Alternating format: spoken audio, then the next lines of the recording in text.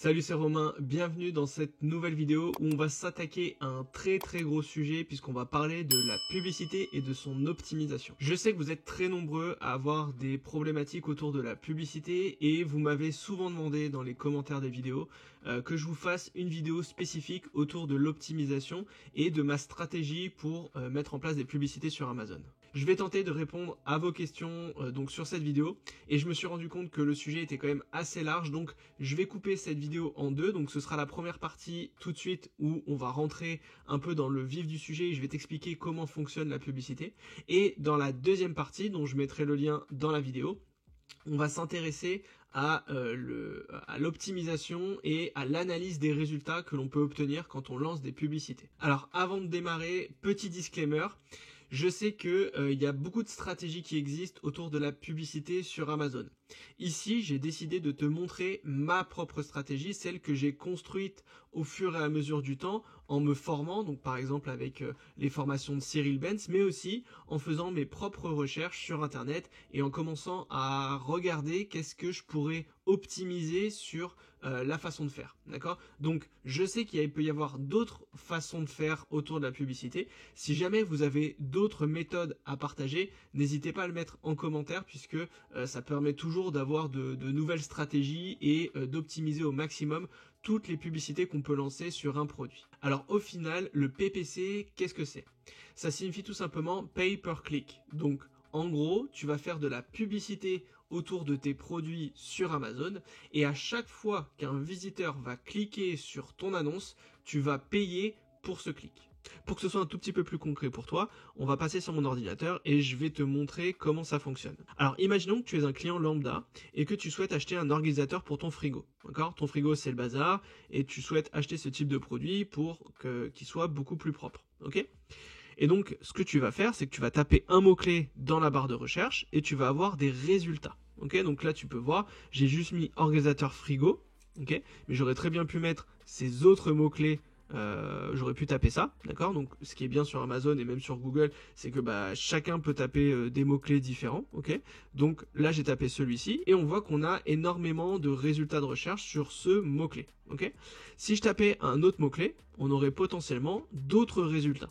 Okay, donc ici, ce qui est important pour nous en tout cas, c'est d'être présent quand on est vendeur, d'être présent en haut de la page de résultats. Pourquoi? Tout simplement parce que sur une page de résultats, donc là on est sur la page 1, 70% du trafic et des ventes qui sont réalisées sur un produit autour d'un mot-clé sont faits sur la première page. Donc 70% des ventes, c'est sur la page 1.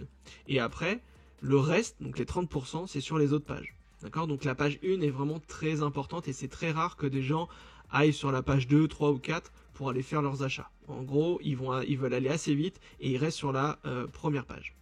Et ce qui est important de savoir, c'est que plus de la moitié des ventes qui sont faites sur la page 1 sont uniquement faites ici, dans les quasiment 12 premiers résultats.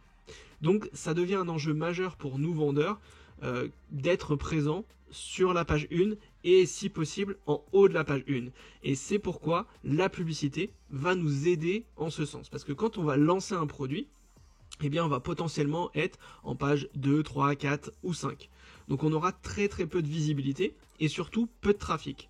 Donc la publicité va nous permettre un peu de court-circuiter tout le monde et d'être présent vraiment dans les meilleures positions sur des produits, d'accord? Donc quand tu es un client lambda, tu tapes ton mot-clé et tu vois que tu as plusieurs résultats. Et très souvent, les gens ne voient même pas que ici c'est écrit sponsorisé. Et c'est pour ça que c'est très intéressant pour nous de faire de la publicité parce que les gens, quand ils tapent le résultat, ils voient direct, tu vois, les 4 premiers résultats qui sont ici. Et donc automatiquement, ils vont cliquer là-dedans. Okay ? Et vu que c'est très peu mis en avant, eh bien pour les gens lambda, on va dire que c'est juste une annonce, ils vont cliquer dessus et ils vont aller voir la fiche produit. Et ensuite, quand tu descends un tout petit peu, tu vois que ce listing-là, d'accord, il n'y a pas écrit sponsorisé. Donc ça veut tout simplement dire que c'est un résultat organique. Donc il n'y a pas de publicité qui est mise, c'est juste que ce listing, pour ce mot-clé, il est placé numéro 1 en organique. Ok, donc quand on enlève les pubs, c'est lui qui arrive en premier. Et ça, c'est peut-être l'une des positions les plus puissantes sur Amazon, juste après la publicité, parce que là, tu vas être extrêmement visible. Et donc, si un client passe sur ce listing, clique et l'achète, eh bien ce listing-là ne va pas avoir à dépenser quoi que ce soit en publicité. Et c'est pour ça que à terme, notre objectif, c'est de faire de la pub pour faire des ventes, pour monter dans le référencement et arriver ici pour faire des ventes en organique, donc ça veut dire faire des ventes sans publicité, et donc c'est à ce moment-là où on aura 100% de marge. Sur Amazon, tu peux faire de la publicité via des mots-clés, mais tu peux également faire des publicités sur des fiches produits. Donc je vais te montrer. Donc là, on est par exemple sur la fiche produit du numéro 1 sur le mot-clé, et quand on va descendre un tout petit peu, tu vois ici, on va avoir d'autres listings qui vont nous apparaître. Donc là, on voit sponsorisé, 4 étoiles et plus sponsorisé, produits liés à cet article sponsorisé, etc., etc. Produits liés à cet article, encore du sponsorisé, et je crois que tu en as encore un peu plus bas, si je dis pas de bêtises, non, tu n'en as plus. Donc tu vois, tu as des espaces ici, c'est ce qu'on appelle les zones de rebond. Donc en gros, tu peux faire de la publicité sur des mots-clés, et tu peux aussi faire des publicités sur des fiches produits. Donc ce listing-là, vu qu'il est numéro 1 sur le mot-clé qu'on a ciblé, ça veut dire qu'il y a potentiellement beaucoup de trafic sur ce listing. Et de fait, s'il y a du trafic, potentiellement, on peut nous essayer entre guillemets, de choper une partie de ce trafic vers notre produit si jamais on fait de la pub juste ici. Alors pourquoi doit-on faire de la publicité? La publicité va te permettre principalement d'obtenir de la visibilité. Donc tu vas court-circuiter tout le système. D'accord? Puisque comme je te l'ai dit au départ, on va être très loin dans le référencement. On va pas être en page 1, on va être en page 3, 4 ou 5. Donc le but, c'est d'être visible directement sur la page 1 et petit à petit d'avoir du trafic sur notre listing, d'avoir potentiellement des ventes et ainsi de suite. Plus on va faire des ventes sur notre produit, plus notre listing organique, donc qui est positionné en page 4 ou 5, eh bien il va passer en page 3, en page 2, en page 1, et sur la page 1, il va commencer à grimper, d'accord? Et donc, la publicité, donc notre listing en publicité, c'est juste une duplication de notre listing en organique. Donc ton organique, il va être visible sur Amazon, et ton listing sponsorisé, c'est une duplication, et il va être présent en page 1. Et la publicité permet également de savoir à terme si notre offre peut être intéressante. Donc quand tu vas être en lancement de produit et que tu vas lancer ta publicité, si tu vois que tu as du trafic, que tu commences à faire des ventes avec très peu de commentaires, ça signifie que ton offre est plutôt intéressante pour les gens. D'accord? Ils n'ont pas besoin d'avoir énormément de commentaires pour passer commande de ton produit. Et à l'inverse, si tu fais de la publicité et que tu vois que tu as peu de clics et que du coup tu as peu de ventes, eh bien tu peux te dire, est-ce que finalement mon produit est bon? Est-ce que peut-être je me suis trompé sur le prix? Ou alors peut-être je me suis trompé sur mon offre? Bref, ça te permettra aussi de te challenger, de te dire, peut-être que je me suis trompé, il faut peut-être que je transforme mon offre, et ainsi de suite. Moi, ça m'est arrivé sur l'un de mes produits, j'ai fait de la publicité, je voyais que j'avais quelques clics, mais zéro vente, et j'ai transformé par exemple le prix de mon produit, je l'ai mis un peu plus bas pour être encore plus agressif, et à partir du moment où j'étais un peu plus bas, j'ai commencé à faire des ventes. Donc peut-être que je m'étais trompé sur la fixation de mon prix de vente. Donc c'est la raison pour laquelle la publicité, ça te permettra de voir est-ce que tu t'es bien positionné ou pas. Maintenant, la publicité, comment ça marche concrètement? Parce que je reçois beaucoup de commentaires ou alors de messages sur les réseaux en me disant « Romain, je comprends pas, j'ai fait de la publicité, mais je suis pas visible. Pourquoi je ne suis pas visible? Pourquoi mon listing, il apparaît pas en haut de la page 1 ?» Alors, en fait, ce qu'il faut savoir, c'est que la publicité sur Amazon fonctionne sous système d'enchères. Donc, c'est comme si tu étais dans une salle d'enchères et il y avait un lot qui était présent et ton objectif, c'est de l'acheter. Sauf que tu n'es pas tout seul. Il y a d'autres personnes qui veulent acheter ce produit. Et du coup, toi, tu vas dire, bah, je mets 100 € pour acheter ce produit. Sauf que peut-être tu as un autre concurrent qui va dire, moi, j'achète à 110. Et donc, toi, si tu le veux vraiment, tu vas dire, je l'achète à 120. Et ainsi de suite. Et donc, Amazon, ce qu'il va faire, c'est qu'il va dire, voilà, pour ce mot-clé, organisateur frigo, j'ai X places disponibles en sponsorisé.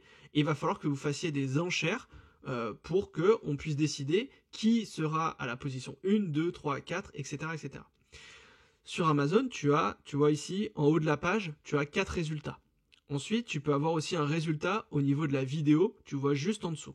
Tu peux également en avoir un peu plus bas, donc je vais te montrer ça, faut que je le trouve.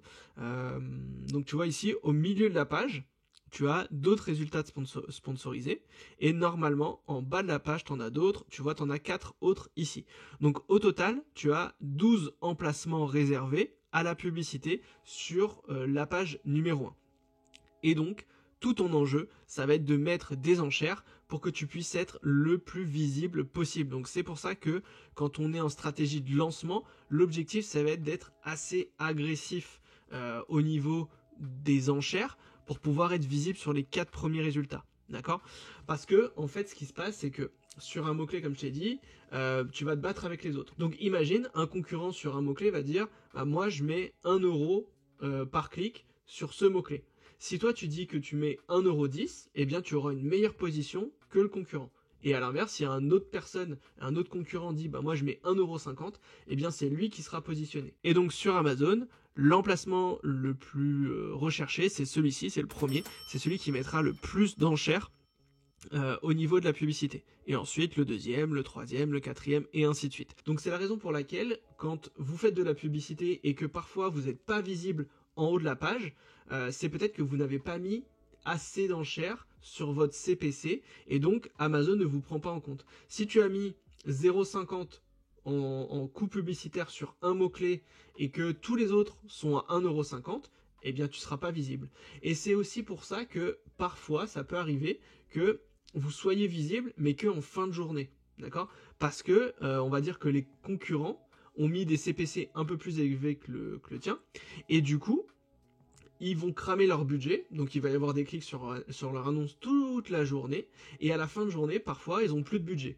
Donc, automatiquement, leur annonce est supprimée, donc leur sponsorisé n'est plus visible, et toi, tu arrives en fin de journée, parce que toi, bah, du coup, tu as ton budget complet, et tu as peut-être un CPC un tout petit peu inférieur, et donc Amazon va te rendre visible en fin de journée, d'accord? Donc c'est peut-être aussi pour ça que t'es pas visible en journée, mais par contre en fin de journée, tu peux l'être. Ou alors, tu vas être visible au milieu de la page, ou en bas de la page, ou parfois sur la page 2, 3 ou 4, quand tes enchères sont vraiment très petites. Maintenant, je vais t'expliquer un petit peu comment fonctionne ma propre stratégie quand je lance un nouveau produit sur Amazon. Alors, il y a plusieurs étapes, mais l'objectif dans un lancement, c'est d'être le plus agressif possible. Pourquoi? Tout simplement parce que je veux pas attendre un mois avant de commencer à faire des ventes. Je veux faire des ventes tout de suite. Donc ça implique de devoir mettre des CPC qui sont un peu élevés quand on fait un lancement produit. Donc automatiquement ça va jouer sur ton ACOS ou sur ton TACOS, et ça va rogner fortement sur ta marge. Mais c'est indispensable puisque ton objectif, c'est d'avoir tout de suite du trafic. Si tu ne mets pas en place de stratégie publicitaire sur Amazon dès le départ autour de ton produit, eh bien tu n'auras pas de trafic puisque ton listing sera dans les pages 3, 4, 5 et il n'y a quasiment personne qui va là-bas. Donc si tu n'as pas de trafic, tu n'auras pas de vente. Si tu n'as pas de vente, ton référencement ne va pas s'améliorer et donc tu ne vas pas être visible en page 1. Et donc le problème, c'est que l'algorithme, il va voir que tu ne fais pas de vente, et donc il ne va pas te pousser, et il va te laisser dans les pages 3, 4 ou 5. Okay, et donc parfois tu peux rater un lancement parce que tu n'as pas mis en place de publicité. Alors du coup, comment fonctionne ma stratégie? Première étape, je vais lancer, dès que mon produit est arrivé dans les stocks et que j'ai réussi à obtenir 1, 2 ou 3 commentaires sur mon produit, je vais tout de suite lancer une publicité en automatique. Au bout de 10 jours, je vais extraire les données et je vais voir quels sont les mots-clés sur lesquels j'ai fait des ventes, quels sont les mots-clés qui m'ont apporté du trafic mais sur lesquels j'ai pas fait beaucoup de ventes, et quels sont les mots-clés où j'ai eu du clic et 0 vente. Le but de ce rapport, ça va me permettre d'analyser les mots-clés forts et les listings qui sont forts pour moi, et je mettrai en place ensuite les étapes suivantes. Ensuite, une fois que j'ai fait ma petite analyse, je vais récupérer tous les mots-clés et les fiches produits où j'ai fait des ventes et où j'ai eu des bons résultats, et je vais les basculer sur des campagnes en exact. Je lance donc ensuite des publicités en exact sur ces mots-clés et sur ces fiches produits, et ensuite je vais faire la même chose que sur la publicité en automatique. Au bout de quelques jours, je vais récupérer des rapports et je vais analyser mes mots-clés pour les optimiser et peut-être sortir des mots-clés ou des fiches produits qui me coûtent trop d'argent. Donc là, c'est vraiment la stratégie globale un peu résumée. Maintenant, on va rentrer vraiment dans le détail de chacune des étapes pour que je te montre concrètement comment je fais. Alors, première étape, on va lancer une publicité en automatique. Alors, l'automatique, qu'est-ce que ça signifie? Tout simplement, tu vas dire à Amazon: voici mon produit, je te laisse un budget spécifique et c'est toi qui vas t'occuper de rendre mon listing visible sur des mots-clés ou des fiches produits par rapport à mon produit. Donc en gros, quand tu as construit ton listing, tu t'es probablement mis dans une catégorie et tu as intégré des mots-clés sur ton listing. Et donc l'algorithme, il va prendre en compte ce que tu as fait, donc dans quelle catégorie tu t'es positionné et quels sont les mots-clés que tu as choisis, et il va te rendre visible dans la catégorie et dans l'ensemble des mots-clés qui peuvent être cohérents pour toi. Et donc l'objectif de cette stratégie, c'est de trouver ce qu'on appelle des carrefours d'audience.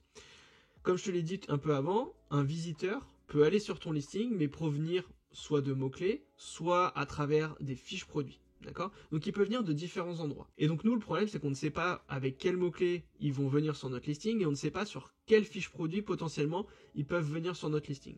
Donc on va dire à Amazon: je te donne un budget, tu me rends visible et ensuite on va traiter les données. Et moi j'aime bien faire ça parce que finalement c'est Amazon qui connaît le mieux son algorithme, qui connaît le mieux ses mots-clés, et donc lui potentiellement, vu qu'il aime bien les nouveautés, il va essayer de te rendre visible sur des gros mots-clés, sur des plus petits mots-clés, sur des gros listings ou des plus petits listings, et ainsi tu pourras savoir exactement d'où proviennent les clients. Parce qu'en soi, on pourrait aussi utiliser les mots-clés qu'on a ciblés quand on a fait notre fiche produit.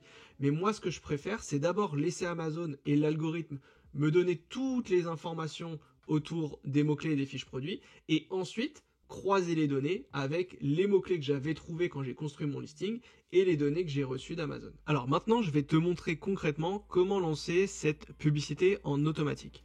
Alors ici, tu vas aller dans Sponsored Product et tu vas cliquer sur Continuer. Ensuite, tu vas tomber sur cette page et il va falloir remplir plusieurs éléments. D'abord, on va donner un nom à cette publicité. Le but, c'est d'être le plus précis possible. Comme ça, quand tu vas faire tes rapports, tu vas comprendre exactement de quel produit tu es en train de parler. Donc moi, ce que je fais souvent dans le groupe de publicité, je vais mettre l'ASIN du produit. Donc là, on met l'ASIN, donc je ne vais pas le mettre là parce que j'en ai pas, mais tu mets l'ASIN, d'accord? Et ensuite, dans produit, tu vas aller choisir le produit en question que tu veux proposer en sponsorisé. Donc tu l'ajoutes et ensuite tu continues le process. Dans la partie ciblage, tu vas laisser ciblage en automatique, puisque là pour l'instant on est sur une publicité automatique et la prochaine fois dans l'autre vidéo je te montrerai comment faire du ciblage manuel, d'accord? Ensuite, dans ciblage automatique, ici Amazon va te dire définir l'enchère par défaut. Tu te rappelles, c'est ce que je t'ai dit tout à l'heure, l'enchère ça va définir la position que tu vas avoir. Étant donné que moi, comme je te l'ai dit, en lancement produit, je veux être assez agressif. Donc si je laisse 0,40, eh bien, comme tu peux le voir ici, ils te mettent enchère suggérée 0,70. D'accord ?